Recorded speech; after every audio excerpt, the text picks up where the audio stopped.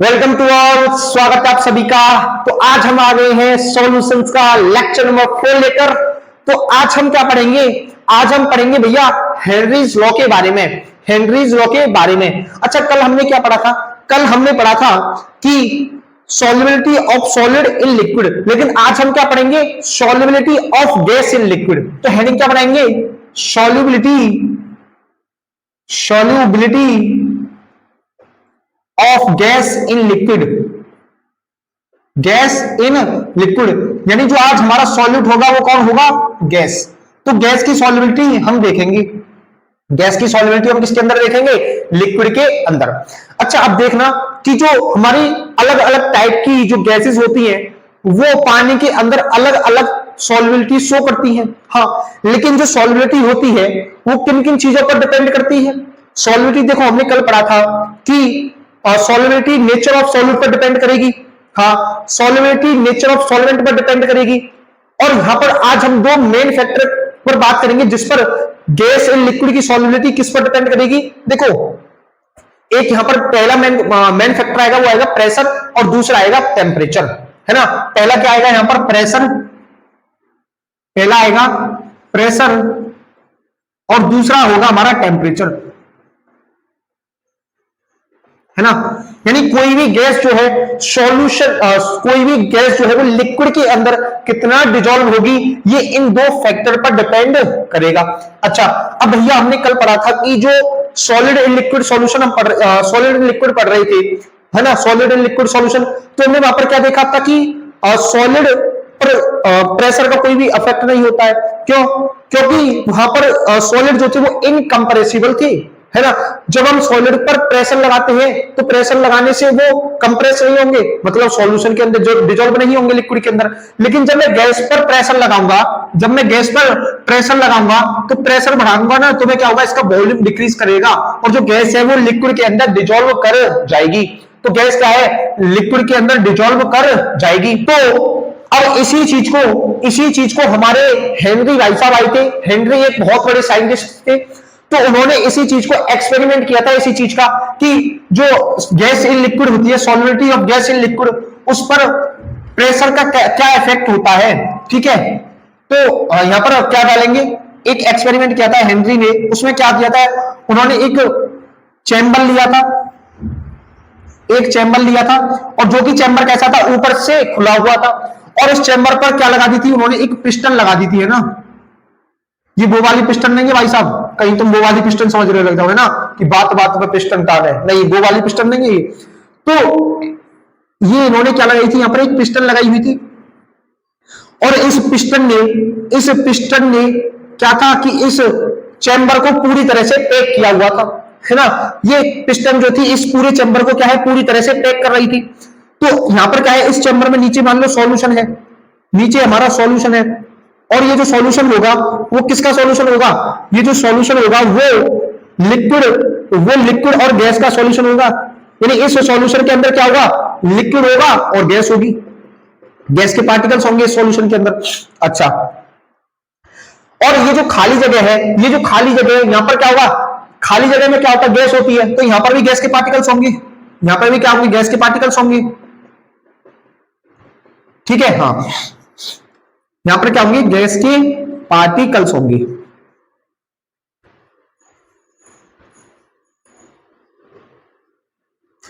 अच्छा, अब ये क्या था? ये पूरे सिस्टम को उन्होंने क्या किया था? डायनेमिक इक्विलिब्रियम के अंदर रखा था। ये पूरा सिस्टम किसके अंदर था? ये पूरा जो सिस्टम था वो था डायनेमिक इक्विलिब्रियम के अंदर। किसके अंदर? डायनेमिक इक्विलिब्रियम के अंदर। अब भैया डायनेमिक इक्विलिब्रियम क्या होता है ना। अरे डायनेमिक इक्विलिब्रियम पढ़ा नहीं था तुमने? डायनेमिक इक्विलिब्रियम क्या होता है कि जहां पर डिसोल्यूशन और क्रिस्टलाइजेशन दोनों एक ही रेट से हो, जहां पर डिसोल्यूशन और क्रिस्टलाइजेशन दोनों एक ही रेट से हो तो उसको डायनेमिक इक्विलिब्रियम बोलते हैं। मतलब ये कि मैं इस गैस पार्टिकल्स के जो गैस के पार्टिकल्स हैं, जैसे ही वो सॉल्यूशन के अंदर डिसॉल्व होंगे, वैसे ही क्या होगा? इस सॉल्यूशन से गैस के दूसरा गैस का पार्टिकल क्या होगा? इस सॉल्यूशन को छोड़कर चला जाएगा। अरे डायनेमिक इक्विलिब्रियम क्या होता था कि ये जो गैस के पार्टिकल जैसे ही सॉल्यूशन के अंदर डिसॉल्व होंगे, वैसे ही सॉल्यूशन में से कोई दूसरा गैस का पार्टिकल इस सॉल्यूशन को छोड़कर चला जाएगा, है ना। क्या होगा? गैस पार्टिकल्स जैसे ही सॉल्यूशन के अंदर डिजोल्व होंगे वैसे ही सॉल्यूशन में से कोई दूसरा गैस पार्टिकल आकर वो क्या है उस सॉल्यूशन को छोड़ देगा। अच्छा भैया, अब मान लो कि इसका प्रेशर जो था वो था P1, इसका प्रेशर था वो था P1। अब मैंने इसका प्रेशर बढ़ा दिया, अब मैंने क्या कर दिया, इसका प्रेशर बढ़ा दिया, मतलब इस पिस्टन को थोड़ा सा नीचे दबा दिया, है ना। मतलब क्या हुआ कि ये जो पिस्टन थी मेरे पास, इस पिस्टन को मैंने थोड़ा सा नीचे की तरफ दबा दिया। मैंने इस पिस्टन को क्या किया, थोड़ा सा नीचे की तरफ दबा दिया भैया, ये लो। और ये था हमारा सॉल्यूशन। सॉल्यूशन के अंदर क्या था भैया, हमारा लिक्विड था और गैस पार्टिकल्स थे, गैस पार्टिकल्स थे। और इस खाली जगह में भी क्या थे, गैस पार्टिकल्स थे, क्योंकि खाली जगह में क्या होती है हमारी, गैस। अच्छा, अब देखना कि मान लो इसका प्रेशर जो है वो है P1 प्लस P2, यानी मैंने इसका प्रेशर बढ़ा दिया।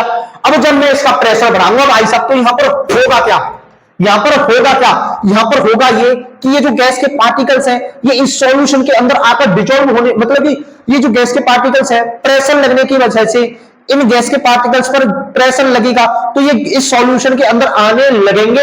ये क्या है, ये गैस के पार्टिकल्स इस सॉल्यूशन के अंदर आने लगेंगे और मैं क्या देखूंगा कि इस सॉल्यूशन जो हमारे गैस के पार्टिकल्स है उनकी मात्रा बढ़ जाएगी, उनकी मात्रा बढ़ जाएगी भैया।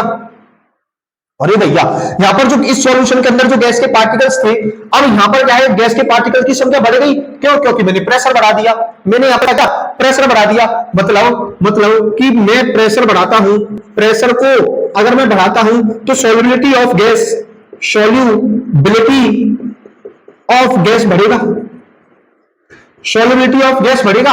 अच्छा, और इसी चीज को हेनरी लॉ ने इस एक्सपेरिमेंट से समझाया था।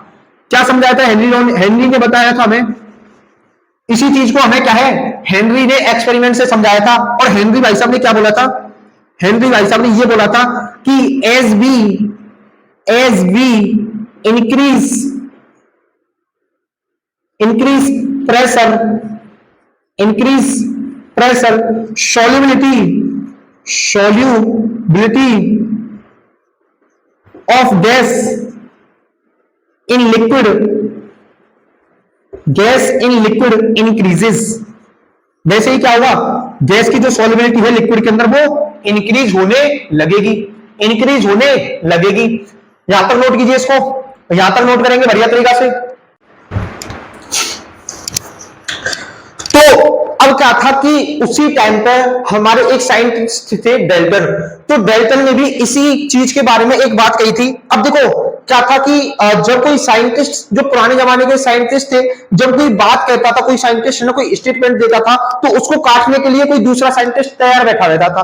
तो हेनरी ने क्या बोला था, हेनरी ने बोला था कि जब भी हम प्रेशर को इंक्रीज करेंगे तो solubility of gas in liquid भी क्या करेगी, इंक्रीज करेगी। अब भैया डाल्टन आए और डाल्टन ने कहा कि कुछ मेरी भी बातें सुन लीजिए।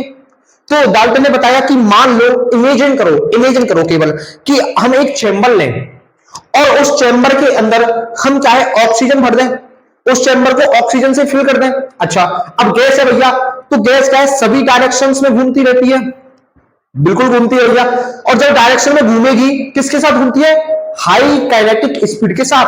अच्छा, तो जब वो हाई काइनेटिक स्पीड के साथ जब वो घूमेगी ऑक्सीजन उस पूरे चैम्बर के अंदर, तो वो उस चैम्बर की बॉल्स को हिट करेगी। और जब वो हिट करेगी तो वहां पर क्या है, जब वो हिट करेगी तो वहां पर प्रेशर को क्रिएट करेगी, यानी उस चैम्बर के अंदर ऑक्सीजन क्या कर देगी, प्रेशर क्रिएट कर देगी। उन्होंने कहा कि मान लो ऐसे हम कोई दूसरा चैम्बर लें और उसके अंदर अब के हाइड्रोजन गैस भर दें, तो हाइड्रोजन गैस भी हाई काइनेटिक एनर्जी के साथ, हाई काइनेटिक स्पीड के साथ, हाई काइनेटिक एनर्जी के साथ क्या करेगी, मोशन करेगी उस चैम्बर के अंदर। वो भी उस चैम्बर की बॉल्स पर जाके हिट करेगी और वो भी उस चैम्बर के अंदर क्या है, जो प्रेशर है उसको क्रिएट करेगी। अच्छा, अब उन्होंने बोला कि जो पहला वाला चैम्बर था उसमें जो टोटल प्रेशर क्रिएट हुआ वो किसकी वजह से हुआ, ऑक्सीजन की वजह से। दूसरे वाले चैम्बर में जो टोटल प्रेशर क्रिएट हुआ वो किसकी वजह से हुआ, हाइड्रोजन की वजह से, हाइड्रोजन गैस की वजह से।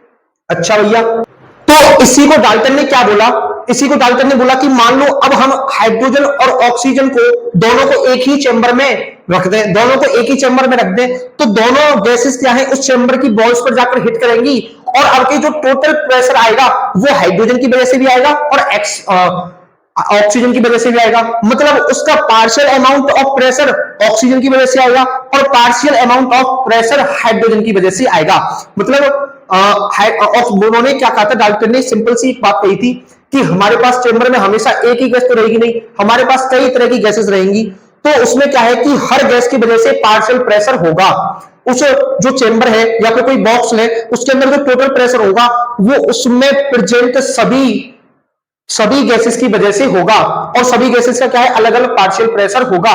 तो यहां पर अब उन्होंने क्या कहा, डाल्टन ने कहा कि हम यहां पर जो प्रेशर यूज कर रहे हैं, ये जो प्रेशर बढ़कर यूज कर रहे हैं, इसकी जगह पर हम पार्शियल प्रेशर यूज करेंगे, इसकी जगह पर क्या है, हम पार्शियल प्रेशर यूज करेंगे।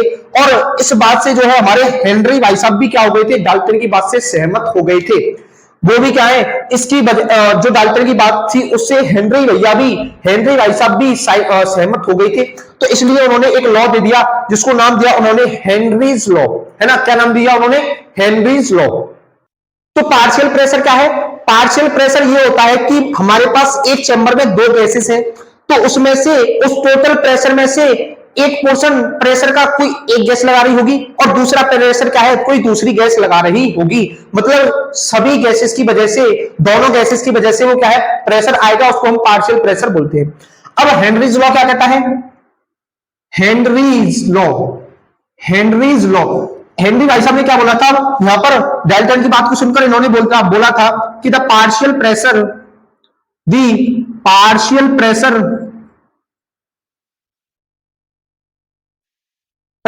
Of gas in its vapor state is directly proportional to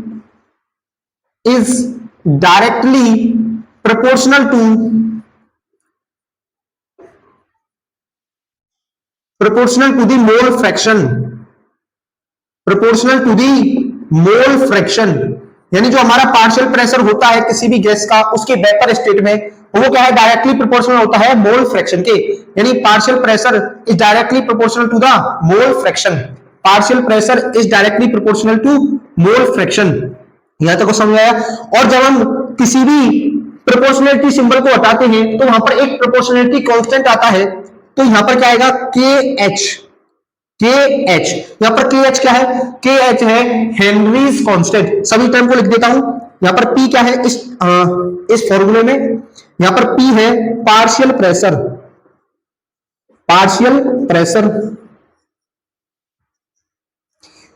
X क्या है, यहां पर X है तुम्हारा मोल फ्रैक्शन, X क्या है तुम्हारा मोल फ्रैक्शन, और KH क्या है, KH है हेनरीज कांस्टेंट, KH क्या है यहां पर, हेनरीज कांस्टेंट। ठीक है, यहां तक समझ आया कि हेनरी लॉ क्या कहता है, जो पार्शियल प्रेशर होता है वो मोल फ्रैक्शन के डायरेक्टली प्रोपोर्शनल होता है। अच्छा, अब देखो हेनरी ने इसको एक ग्राफ के थ्रू भी समझाया था,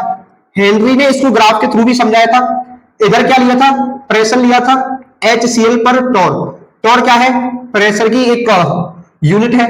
इधर क्या लिया था इन्होंने, मोल फ्रैक्शन लिया था, और यहां पर मोल फ्रैक्शन 0 था, यहां पर मोल फ्रैक्शन 0.010, ठीक है, 0.20 ऐसे इन्होंने लिया था। तो ये जो ग्राफ आया था वो उसका स्ट्रेट लाइन ग्राफ आया था, मतलब जैसे जैसे हम प्रेशर को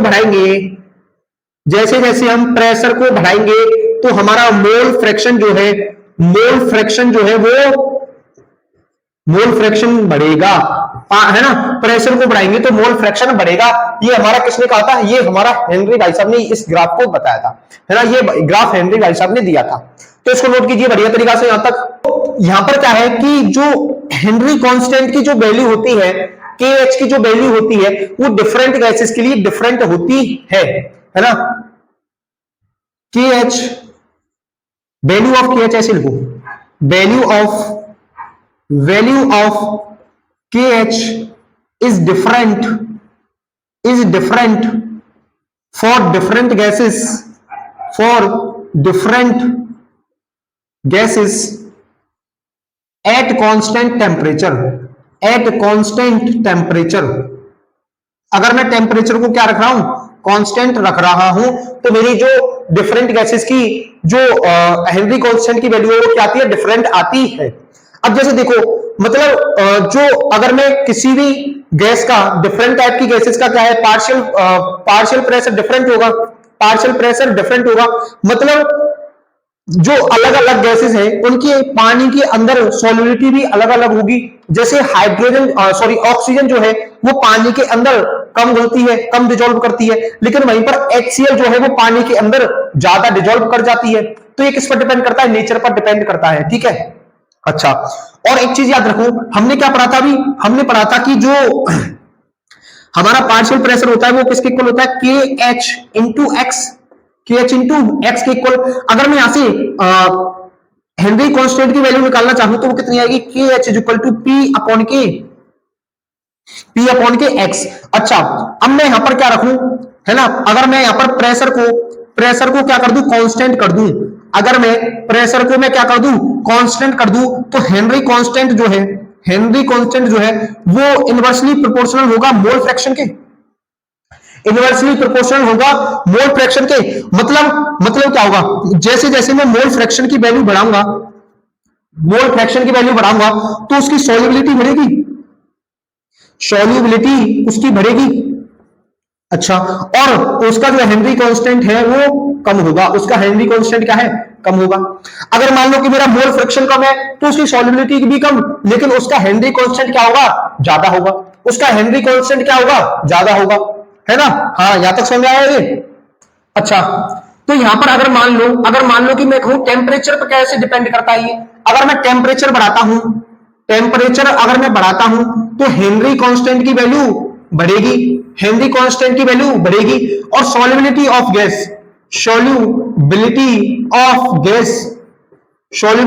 गैस क्या होगी, कम होगी, तो इसकी मोल फ्रैक्शन की वैल्यू भी क्या होगी, कम होगी। सिंपल सी बात।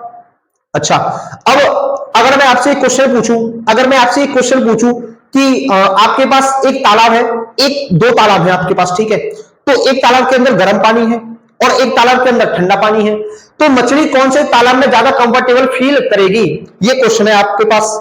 इस क्वेश्चन का जवाब दीजिए। देखो, एक तालाब है ठंडा, ठीक है। अच्छा, अब कोई एक ठंडा तालाब है, तो उस ठंडे तालाब के अंदर क्या होगा कि उसका टेम्परेचर कम होगा, और जब टेम्परेचर कम होगा तो उसका हेनरी कांस्टेंट की वैल्यू भी उसकी क्या होगी, कम होगी। और जब हेनरी कांस्टेंट की वैल्यू कम होगी तो उसके मतलब सॉल्युबिलिटी ऑफ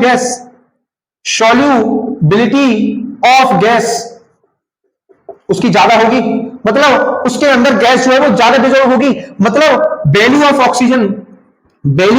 ऑक्सीजन उसके अंदर ज्यादा होगी, यानी ठंडे पानी में ऑक्सीजन की वैल्यू ज्यादा होती है। अच्छा, अगर मैं वहीं पर बात करूं कि मेरे पास गर्म तालाब है, तालाब के अंदर कैसा है, गर्म पानी है, मतलब उस पानी का टेम्परेचर कैसा है, ज्यादा,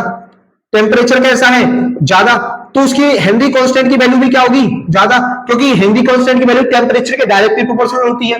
और जो सॉल्युबिलिटी होती है, यानी जो मोल फ्रैक्शन है ना, वो क्या है, इनवर्सली प्रोपोर्शनल होता है हेनरी कांस्टेंट के। हाँ, तो सॉल्युबिलिटी ऑफ गैस भी क्या होगी, उसकी वैल्यू भी कम होगी। अच्छा भैया, तो इसका मतलब वैल्यू ऑफ ऑक्सीजन वो भी क्या होगी, कम होगी। मतलब ठंडे पानी में ऑक्सीजन की वैल्यू ज्यादा होगी और गर्म पानी में क्या होगी, ऑक्सीजन की वैल्यू कम होगी। तो जो मछली है वो कौन से तालाब में ज्यादा कंफर्टेबल फील करेगी, जिसका पानी कैसा है, ठंडा है, जिसका टेम्परेचर क्या है, कम है। तो इसको नोट कीजिए बढ़िया तरीका से। फिर इसके बाद फिर बात करते हैं एप्लीकेशंस ऑफ हेनरीज लॉ। हम हेनरीज लॉ का कहां पर यूज करते हैं, ठीक है, पहले इसको नोट कीजिए। तो अब बात करते हैं एप्लीकेशंस ऑफ हेनरीज लॉ। हम हेनरीज लॉ का कहां पर यूज करते हैं, तो डालिए हेडिंग एप्लीकेशंस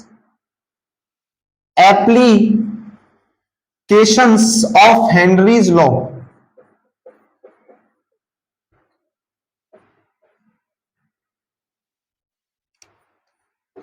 अब देखो पहला लॉ क्या आता है यहां पर, पहला एप्लीकेशन ये है कि हम इसका यूज कहां पर करते हैं, कोल्ड ड्रिंक मैन्युफैक्चरिंग इंडस्ट्रीज में, है ना। इसका यूज जो है हेनरीज लॉ का use cold drink manufacturing industries में किया जाता है।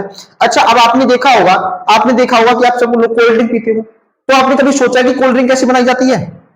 देखो, हम क्या करते हैं कि पहले लेते हैं पानी, और उस पानी में कार्बन डाइऑक्साइड को मिक्स कर देते हैं, और जब हम उस पानी के अंदर कार्बन डाइऑक्साइड को मिक्स कर देते हैं, तो वहां पर हमारा कार्बोनेटेड वाटर बनके तैयार हो जाता है। और उस कार्बोनेटेड वाटर में हम क्या करते हैं, लाल, पीला, हरा, नीला, जैसे भी रंग की हमें कोल्ड ड्रिंक बनानी है वैसा कलर डाल देते हैं और उसमें शुगर डाल देते हैं, तो वहां पर क्या है, हमारी कोल्ड ड्रिंक बनकर तैयार हो जाती है। अच्छा, आपने एक चीज देखा होगा कि जब हम कोल्ड ड्रिंक लेते हैं तो वो क्या है, बिल्कुल सील पैक होती है ना? तो हम उस कोल्ड ड्रिंक को सील पैक क्यों करते हैं? क्योंकि उसके अंदर प्रेशर हाई प्रेशर रहे उस पेप्सी की बोतल के अंदर, है ना? उस कोल्ड ड्रिंक के अंदर क्या रहे, हाई प्रेशर रहे, मतलब प्रेशर जो है वो मेंटेन रहे अंदर का। तभी तुम जैसे ही उसको ढक्कन को खोलते हैं ना, तो ऐसे आवाज आती है अचानक से, है हाँ। तो वो क्यों रहता है? क्योंकि उसके अंदर प्रेशर मेंटेन रहे। मतलब क्या है कि टू मेंटेन द solubility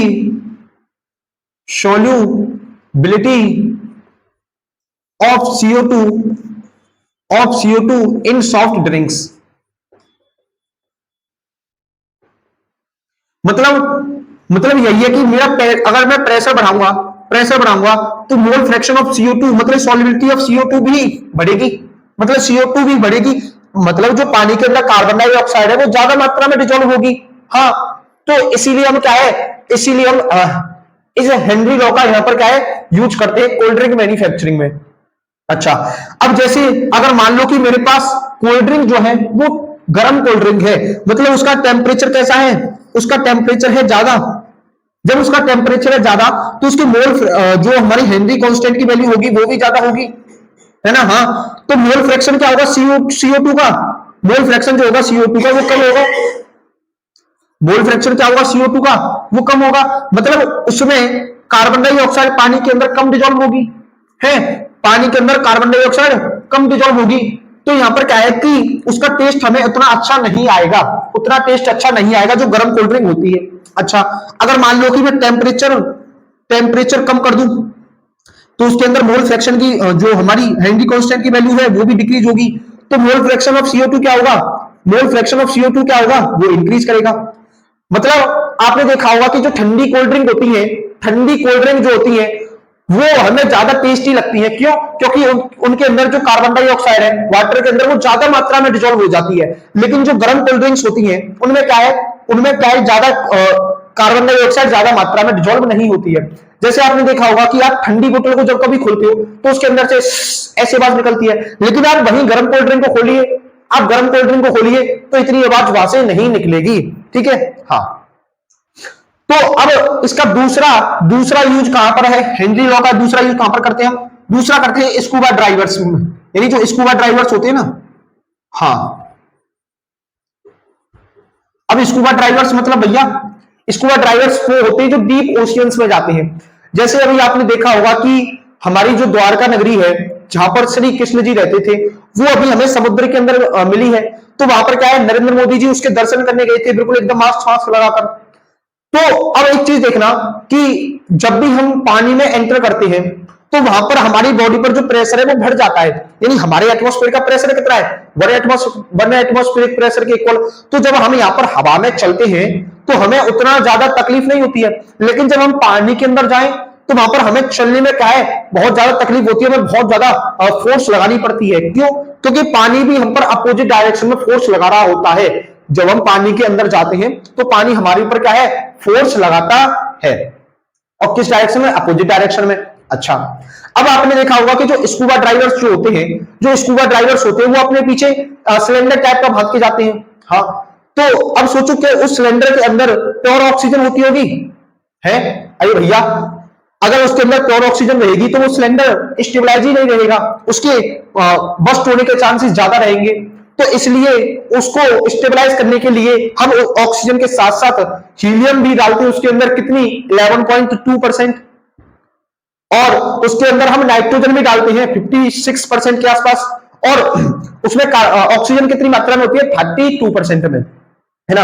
अच्छा, अब उसमें से हमारे काम की क्या है, केवल और केवल ऑक्सीजन, लेकिन उसको स्टेबलाइज करने के लिए, है ना, उसको मेंटेन करने के लिए हम क्या है कि वहां पर नाइट्रोजन और हीलियम भी डाल देते हैं। अच्छा, अब एक चीज सोचो, क्या सोचो भैया कि जो हमारा एटमॉस्फेयर है उसमें 78% नाइट्रोजन होती है, बिल्कुल। तो जब हम इनहेल करते हैं, जब हम इनहेल करते हैं तो हमारी बॉडी में ऑक्सीजन के साथ साथ नाइट्रोजन भी जाती होगी। हाँ भैया, लेकिन जब हमारी बॉडी में नाइट्रोजन जाती है तो वो हमारी ब्लड के अंदर डिजोल्व नहीं हो पाती, हमारे ब्लड के अंदर डिजोल्व नहीं हो पाती, क्योंकि हमारे जो एटमॉस्फेयर का प्रेशर होता है कितना, 1 एटमॉस्फेरिक प्रेशर के इक्वल होता है, और जो कि नाइट्रोजन को डिजोल्व होने के लिए क्या है, कम प्रेशर है, यानी नाइट्रोजन उतने कम प्रेशर पर हमारी बॉडी के अंदर डिजोल्व नहीं होती। लेकिन जब मैं पानी में जाता हूं तो पानी में जाने पर क्या होगा, पानी में जाऊंगा तो प्रेशर बढ़ेगा भाई, पानी भी प्रेशर लगाएगा, तो मोल फ्रैक्शन भी क्या होगा, बढ़ेगा, मतलब सॉल्युबिलिटी ऑफ गैस बढ़ेगी। यहां से क्या होगा, प्रेशर बढ़ेगा तो सॉल्युबिलिटी ऑफ गैस बढ़ेगी, मतलब नाइट्रोजन पानी के अंदर क्या है, हमारी बॉडी में डिजोल्व हो जाएगी ऑक्सीजन के साथ साथ। अच्छा भैया, जब ऑक्सीजन के साथ साथ अब क्या है, हमारी बॉडी में नाइट्रोजन भी जाएगी। अब जैसे ही मैं उस पानी से बाहर निकला तो मेरा प्रेशर डाउन होगा भाई, प्रेशर डाउन होगा तो मोल फ्रैक्शन भी डाउन होगा, मोल फ्रैक्शन भी कम, मतलब सॉल्युबिलिटी ऑफ गैस भी कम होगी जब प्रेशर कम हुआ है तो। अब जो हमारी बॉडी में जो नाइट्रोजन डिजोल्व हुई थी वो बहुत जल्द फटाफट से निकलने की कोशिश करेगी। अब मान लो कि मेरी जो नाइट्रोजन है वो यहां पर आ गई मेरी बॉडी की नसों में यहां पर, तो अब वो यहां से फटाक से निकलने की कोशिश करेगी, और जब वो फटाक से निकलेगी तो यहां पर क्या है कि मुझे बहुत ज्यादा खराब सा फील होगा, मेरे सिर में दर्द होने लगेगा, है ना, मुझे वॉमिटिंग आने लगेंगी, है ना। तो जब ये ऐसी कंडीशंस होती हैं, ऐसी कंडीशंस होती हैं जब हमें पेन हो, है ना, सिर दर्द हो, हमें वॉमिटिंग फील हो, तो इस कंडीशन को बोलते हैं क्या, बेंड्स। उसको क्या बोलते हैं हम, बेंड्स। बेंड्स क्या है, जब हमें पेनफुल फील हो, है ना, या फिर जब हमें वॉमिटिंग फील हो, या फिर जब हमें क्या हो, जब हमें हेडेक फील हो, ठीक है, हमें बहुत ज्यादा खराब खराब सा लगता है, इसको बोलती है बेंड्स। बेंड्स क्या है, एक साइकोलॉजिकल कंडीशन है, मतलब साइकोलॉजिकल कंडीशन मतलब हमारी बॉडी की एक ऐसी कंडीशन है जो कि स्कूबा ड्राइवर्स को होती है, स्कूबा ड्राइवर्स को होती है, जब वो डीप ओशियंस में जाते हैं और वहां से फिर निकल के आते हैं तो वहां पर प्रेशर कम होता है, तो नाइट्रोजन क्या है, हमारी बॉडी से निकलने की कोशिश करती है, तो वहां पर उन्हें इस प्रकार की कुछ कंडीशंस देखने को मिलती है, किसके अंदर, स्कूबा ड्राइवर्स के अंदर, जिसको हम क्या बोलते हैं, बेंड्स बोलते हैं। अच्छा, लेकिन अब क्या है कि भैया जो हमारे सिलेंडर्स होते हैं, ऑक्सीजन सिलेंडर, उसमें हम क्या है कि हीलियम की मात्रा, हीलियम की परसेंटेज को अब ज्यादा बढ़ा रहे हैं। क्यों? क्योंकि भैया जो हीलियम है वो हमारी हाई प्रेशर पर भी डिजोल्व नहीं करती है, हाई प्रेशर पर भी डिजोल्व नहीं करती है। अच्छा भैया, तो अब तीसरा आता है एल्टीट्यूड, एल्टीट्यूड सिकनेस। जो हेनरी लॉ का तीसरा एप्लीकेशन क्या है, एल्टीट्यूड सिकनेस। एल्टीट्यूड सिकनेस क्या है, ये भी एक प्रकार की कंडीशन है। देखो, जब क्या है कि जब हम ऊंचे पहाड़ों पर जाते हैं, जब ऊंचे पहाड़ों पर जाते हैं तो वहां पर ऑक्सीजन का लेवल कम होता है, मतलब वहां पर क्या है कि प्रेशर कम होगा, प्रेशर कम होगा तो मोल फ्रैक्शन भी कम होगा, मतलब लेवल ऑफ ऑक्सीजन भी क्या होगा, कम होगा। अब देखो, अब तुम यहां पर अपने एटमॉस्फेयर में रह रहे हो, अपने एटमॉस्फेयर में रह रहे हो, तो तुम्हें जितनी ऑक्सीजन की मात्रा है तुम्हारी बॉडी के अंदर, तुम्हें उतनी ऑक्सीजन मिलती है, तुम्हें उतनी ऑक्सीजन क्या है, मिल रही है। लेकिन जब तुम ऊंचे पहाड़ों पर जाते हो तो वहां पर क्या है, प्रेशर बढ़ने लगता है, प्रेशर बढ़ने लगता है, तो प्रेशर बढ़ेगा तो सोलिबिलिटी ऑफ गैस बढ़ेगी, मतलब वैल्यू ऑफ ऑक्सीजन भी क्या होगी, कम होगी, मतलब लेवल ऑफ ऑक्सीजन भी कम होगी। तो यहां पर क्या है, जब लेवल ऑफ ऑक्सीजन कम होगी तो हमें ऐसी कंडीशन में हमें मसल पेन हमें देखने को मिलेगा यहां पर, है ना, और हेडेक भी हमें देखने को होगी यहां पर, हेडेक। और देखो यहां पर क्या है कि हमारी यहां पर हम अनकॉन्शियसनेस हो जाते हैं, है ना, हम यहां पर क्या है, बेहोश होने के हमारे चांस होते हैं, और उससे हमारी यहां पर डेथ भी हो सकती है जब हम ज्यादा ऊंचाई पर जाते हैं, ठीक है। हाँ, जैसे आपने देखा होगा ना कि जो ज्यादा ऊंचे ऊंचे पहाड़ों पर जाते हैं, अभी अभी हमारी एक लड़की थी यार, उसने क्या किया था, जो ऊंचे ऊंचे पहाड़ों पर चली थी, नाम तो याद नहीं आ रहा है मुझे, लेकिन मैंने वीडियो में देखा था, भाई साहब सल्यूट करता हूं ना, और हमारी दीदी को बहुत ज्यादा सल्यूट करता हूं मैं यार, मतलब उनका शायद एक पैर भी नहीं था, फिर भी वो क्या है, ऊंचे पहाड़ों पर जाकर उन्होंने रिकॉर्ड बनाया था भाई साहब, सोच रहे हो। हाँ, तो ये जो हमारे अंदर की चाह होती है ना किसी चीज को पाने की, है ना, वो हमें कुछ भी करने के लिए मजबूर कर देती है। तो अपने अंदर क्या है, चाह पैदा कीजिए, एक चाह ऐसी होनी चाहिए जो हमें अपने सपनों की तरफ खींच कर ले जाए, है ना। तो सल्यूट करता हूं भाई साहब उनको कि मतलब वो वहां पर चढ़ी और उन्होंने वर्ल्ड रिकॉर्ड बनाया। तो क्या है कि जब हम ऊपर जाते हैं तो हमारी ऑक्सीजन का लेवल क्या है, डाउन होने लगता है, और जब ऑक्सीजन का लेवल डाउन होगा तो हम वहां पर अनकॉन्शियसनेस हो जाएंगे, मतलब बेहोश भी हो सकते हैं, और जिससे हमारी डेथ भी हो सकती है। इसी को बोलते हैं एल्टीट्यूड सिकनेस। और ये सभी क्या है, ये सभी है applications of Henry's law, applications of Henry's law. तो यहां तक समझ आया, इसको नोट कीजिए, फिर इसके बाद एक आधा क्वेश्चन कर लेते हैं हेनरीज लॉ के ऊपर। तो क्वेश्चन करते हैं। क्वेश्चन क्या कहता है कि if nitrogen is bubbled through water at 298 kelvin, यानी नाइट्रोजन को पानी के अंदर बबल किया गया है कितने टेम्परेचर पर, 298 केल्विन पर। इफ तो क्या पूछा हमसे, हाउ मेनी मिलीमोल्स। अच्छा, मिलीमोल्स निकालने हैं, तो एक मोल इक्वल कितना होता है, 1000 मिलीमोल के, 1000 मिलीमोल के इक्वल होता है एक मोल। अच्छा, तो हमें मिलीमोल्स निकालने हैं of gas will be dissolve in 1 litre, यानी 1 लीटर पानी में कितने मिलीमोल्स ऑफ नाइट्रोजन जो है वो डिजॉल्व होंगे। A partial pressure of N2 is इतना, यानी पार्शियल प्रेशर जो है हमें N2 का वो कितना दिया हुआ है, पार्शियल प्रेशर दिया हुआ है 0.987 वाट्स, 0.987 वाट्स। अच्छा, अब देखो मैं जो हेनरी कांस्टेंट की वैल्यू है वो भी गिवन है, हेनरी कांस्टेंट की वैल्यू भी गिवन है, तो यहां पर जो पार्शियल प्रेशर होगा वो क्या होता है, KH इंटू एक्स। अच्छा, और ये जो पार्शियल प्रेशर है किसका है, N2 का। हाँ, तो मोल फ्रैक्शन भी किसका निकलेगा, ये N2 का ही निकलेगा। बोला भैया बहुत सही। तो प्रेशर कितना दिया है हमें, जो पार्शियल प्रेशर है वो है 0.987 वाट्स, और जो मोल हेनरी कांस्टेंट की वैल्यू है वो कितनी है, 764,800 into mole fraction of nitrogen, mole fraction of nitrogen.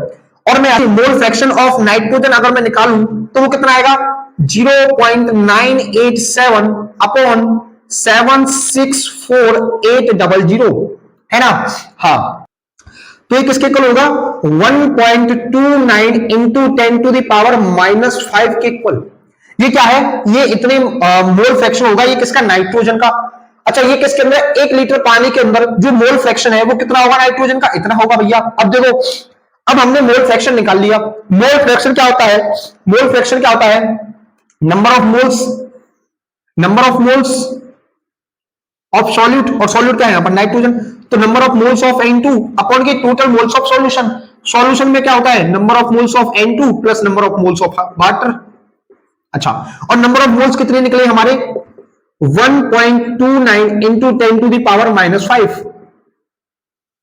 समझ रहे हो वहां से। हाँ, अब देखो, अब नाइट्रोजन के जो मोल्स हैं वो कितने होंगे, ये हमें निकालना है। अच्छा, अब जो पानी के मोल्स होते हैं, पानी के मोल्स जो होते हैं, 1 लीटर पानी दिया है, 1 लीटर पानी दिया है, तो 1 लीटर पानी के जो मोल्स होते हैं, मतलब 1 लीटर पानी में H2O के जो मोल्स होते हैं वो कितने होते हैं, जो मोल्स होंगे यहां से वो कितने होंगे, 55.5, कितने होंगे, 55.5। अच्छा, तो हमें ये निकालना है N2 अपॉन, अब देखो ये जो नंबर ऑफ मोल्स, अब देखो मोल फ्रैक्शन क्या है, नाइट्रोजन का बहुत ज्यादा कम है, तो यहाँ पर मोल्स जो है हाइड्रोजन के मुकाबले बहुत ज्यादा कम होंगे नाइट्रोजन के, है। तो इसको हम क्या है, नाइट्रोजन के मोल्स को नेग्लिजिबल मान लेते हैं, तो यहाँ पर नीचे आएगा क्या आएगा, number of moles of H2O, और वो किसके इक्वल होगा, 1.29 इंटू 10⁻⁻5।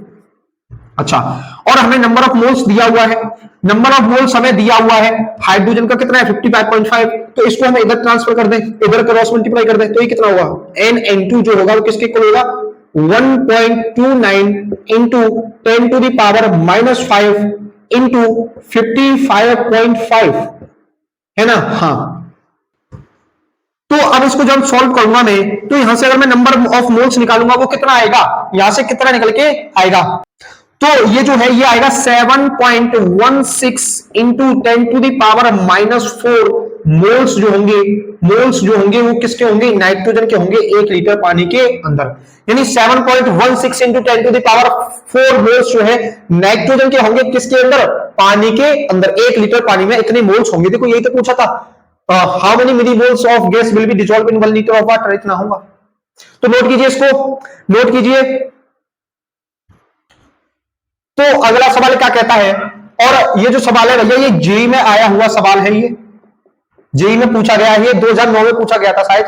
हाँ, तो अब ये सवाल क्या कहता है कि KH for N2 इज इतना, यानी हमें KH की वैल्यू कितनी रखी है, 10 to the power 5 atm at 298 kelvin. The mole fraction of N2 in air. अब देखो ना, मोल फ्रैक्शन दिया हुआ है हमें N2 का, नाइट्रोजन का, वो कितना है 0.8, लेकिन वो किसमें है, एयर में। ये मान लो हमारे पास एयर है, ये हमारे पास क्या है, एयर है। और इसमें जो मोल फ्रैक्शन दिया हुआ है, मोल फ्रैक्शन ऑफ N2 वो कितना है 0.8, लेकिन ये किसमें है, इन एयर में। ये किसमें दिया हुआ है हमें, एयर में। अच्छा, लेकिन जो हमारा प्रेशर होता है वो क्या होता है, हेनरी लॉ के अकॉर्डिंग P इक्वल टू कितना होता है, KH इंटू X। और जो मोल फ्रैक्शन होगा वो किसमें होगा, इन लिक्विड में। जो मोल फ्रैक्शन होगा वो किसमें होगा, लिक्विड में। लेकिन हमें यहां पर मोल फ्रैक्शन किसमें दिया हुआ है, एयर में। मोल फ्रैक्शन किसमें दिया हुआ है, एयर में। अच्छा, तो dissolve in 10 moles of water, जो वाटर के मोल्स है कितने दिए हुए हैं, 10 मोल्स एंड 5 atm प्रेशर। अब यहाँ का इसका जो प्रेशर है वो कितना है, 5 atm प्रेशर है। अच्छा, ये प्रेशर जो है केवल नाइट्रोजन गैस का होगा क्या, या केवल नाइट्रोजन गैस का होगा भैया, ये जो प्रेशर है, ये जो 5 atm प्रेशर दिया हुआ है ये क्या केवल नाइट्रोजन गैस का होगा, नहीं, क्योंकि जो हमारा एयर है उसमें और नाइट्रोजन भी होगा और इसके अंदर ऑक्सीजन भी होगा, नाइट्रोजन भी होगा और ऑक्सीजन भी होगा, क्योंकि भैया एयर में ऑक्सीजन होता है। हाँ, तो ये जो 5 atm प्रेशर है ये टोटल प्रेशर होगा नाइट्रोजन का और ऑक्सीजन का। हमारे पास ये क्या है, 5 atm जो है वो टोटल प्रेशर होगा। टोटल प्रेशर कितना दिया है, 5 atm। लेकिन जो हमारा ये वाला पार्शियल प्रेशर होता है, ये हमारा पार्शियल प्रेशर किसका होता है, ये पार्शियल प्रेशर होता है गैस का, पार्शियल प्रेशर होता है गैस का, लेकिन हमें टोटल प्रेशर दे रखा है। तो भैया पहले हम क्या करते हैं, पार्शियल प्रेशर निकाल लेते हैं, पार्शियल प्रेशर निकाल लेते हैं गैस का। और यहां पर गैस क्या है, N2। यहां पर हमें गैस कौन सी है, N2। तो हम पार्शियल प्रेशर निकालना है N2 का। हाँ, तो हेनरी लॉ के अकॉर्डिंग जो पार्शियल प्रेशर होता है गैस का वो किसके इक्वल होता है, टोटल प्रेशर के, total pressure into mole fraction of gas. और गैस कौन सी है, N2। Mole fraction of gas into total pressure, ये होता है पार्शियल प्रेशर ऑफ गैस। ये किसके अकॉर्डिंग, डाल्टन लॉ के अकॉर्डिंग। ये हम डाल्टन लॉ लगा रहे हैं यहाँ पर, हम क्या है, हमें पार्शियल प्रेशर निकालना है गैस का, तो हम यहाँ पर हमने डाल्टन लॉ का यूज किया। डाल्टन लॉ क्या कहता है कि जो पार्शियल प्रेशर होगा वो total pressure into mole fraction of gas के इक्वल होता है।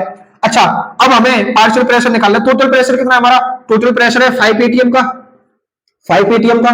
अच्छा, मोल फ्रैक्शन कितना दिया हुआ है हमें, mole fraction of N2, mole fraction of N2 ये किसमें होता है, एयर में। तो मोल फ्रैक्शन कितना है, ये देखो 0.8 है, 0.8। तो यहां से P/N2 कितना निकल के आ जाएगा भैया, ये पार्शियल प्रेशर ऑफ N2 कितना आएगा, ये आएगा 4 atm के इक्वल। किसके इक्वल आएगा, 4 atm के इक्वल। अच्छा, अब हमें क्या होगा, पार्शियल प्रेशर ऑफ नाइट्रोजन पता चल गया, वो कितना है 4 atm है ना। हाँ भैया, तो इसको नोट कीजिए इसको यहां तक, फिर मैं इसको रफ करता हूं। अच्छा, अब हमने पार्शियल प्रेशर निकाल लिया है किसका, नाइट्रोजन का। अब देखो, अब अगर मोल फ्रैक्शन में निकालना चाहूं किसका, N2 का, मोल फ्रैक्शन निकालना चाहूं मैं N2 का, किसमें, लिक्विड में। तो देखो मोल फ्रैक्शन क्या होता है, मोल फ्रैक्शन निकालना चाहूं N2 का लिक्विड में, तो देखो हमें पार्शियल प्रेशर पता है नाइट्रोजन का कितना है, 4 atm, 4 atm है। और जो हमारा KH की वैल्यू है वो कितनी है नाइट्रोजन के लिए, 10 to the power 5 atm, 10 to the power 5 atm into mole fraction of N2। तो यहां से जो मोल फ्रैक्शन ऑफ N2 निकलेगा वो कितना निकल के आएगा, 4 into 10 to the power -5, 4 into 10 to the power -5। अच्छा भैया, ये हमने निकाल लिया मोल फ्रैक्शन, लेकिन हमसे क्वेश्चन में क्या पूछा है, number of moles of nitrogen. अब हमें क्या है, नंबर ऑफ मोल्स निकालने हैं किसके, नाइट्रोजन के। अच्छा भैया, तो नंबर ऑफ मोल्स क्या होता है, नंबर ऑफ मोल्स होता है number of moles of solute, वो कितना है, नाइट्रोजन अपॉन के टोटल मोल्स ऑफ सॉल्यूशन। अब यहाँ पर टोटल मोल्स किसके होंगे, देखो यहाँ पर नाइट्रोजन भी है इस एयर में, ऑक्सीजन भी है, और यहाँ पर क्या है हमारा, नीचे वाटर भी था भाई, देखो है ना, वाटर भी था। तो number of moles of N2 plus number of moles of oxygen plus number of moles of H2O, और ये किसके इक्वल है, 4 इंटू 10 to the power -5।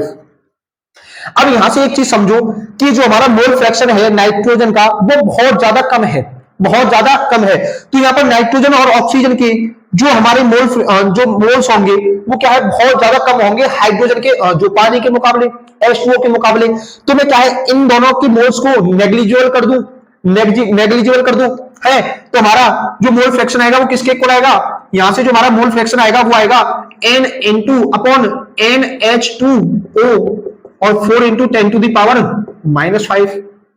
अच्छा भैया, और जो हमारे मोल्स दिए हुए हैं H2O के वो कितने हैं देखो, दैट डिजॉल्व इन एयर, जो 10 मोल्स ऑफ वाटर, यानी क्या बोला है क्वेश्चन, ये बोल रहा है कि 0.8 number of moles of N2 from air that dissolve in 10 moles of water, यानी जो वाटर के मोल्स है वो कितने हैं 10 मोल्स। अच्छा, तो अगर मैं N अगर यहां से निकालूं तो वो कितना आएगा 4 into 10 to the power -5 into number of moles of H2O। हाँ, तो number of moles of N2 निकालूं मैं कितना आएगा, इसके कितने हैं 10 to the power -5 into moles दिए हुए पानी के 10, तो यहां से कितना हो जाएगा number of moles of N2, number of moles of N2 होगा 4 इंटू 10 टू द पावर -4, कितना होगा 4 इंटू 10 टू द पावर -4। ये जो है सेकंड ऑप्शन जो है हमारा राइट आंसर हो जाएगा। तो ये कुछ सवाल थे जो कि जीई में आए हुए थे, और ये सवाल क्या कह रहा था, देखो कुछ नहीं था इस सवाल में भैया, क्या था कि हमें मोल फ्रैक्शन, हमें pH की वैल्यू दी थी और नाइट्रोजन के लिए वो कितनी थी 10 टू द पावर 5 थी, मोल फ्रैक्शन दिया हुआ था हमारा नाइट्रोजन का वो कितना था 0.8 था, लेकिन वो एयर में है। हेनरी कांस्टेंट जो है वो हमारा मोल फ्रैक्शन किस में निकल हुआ था, लिक्विड में। अच्छा, और हमें जो प्रेशर दिया था वो टोटल प्रेशर दिया था, लेकिन यहां पर हमने टोटल प्रेशर इसमें डाल्टन लॉ का यूज किया और पार्शियल प्रेशर ऑफ गैस निकाला। डाल्टन लॉ क्या कहता है कि पार्शियल प्रेशर ऑफ गैस किसके इक्वल होता है, total pressure into the mole fraction of gas. वहां से हमने पार्शियल प्रेशर निकाला नाइट्रोजन का, और फिर यहाँ पर क्या है, फिर हमने मोल फ्रैक्शन निकाले, मोल फ्रैक्शन के बाद नंबर ऑफ मोल्स निकाली हमने किसके N2 के, वो कितना है 4 इंटू 10 टू द पावर -4। तो आज की वीडियो को यहीं तक रखते हैं, फिर मिलते हैं आपसे नेक्स्ट वीडियो में, और कमेंट बॉक्स में जरूर बताइएगा कि आज की वीडियो कैसी लगी आप सभी को। तो फिर मिलते हैं नेक्स्ट वीडियो में।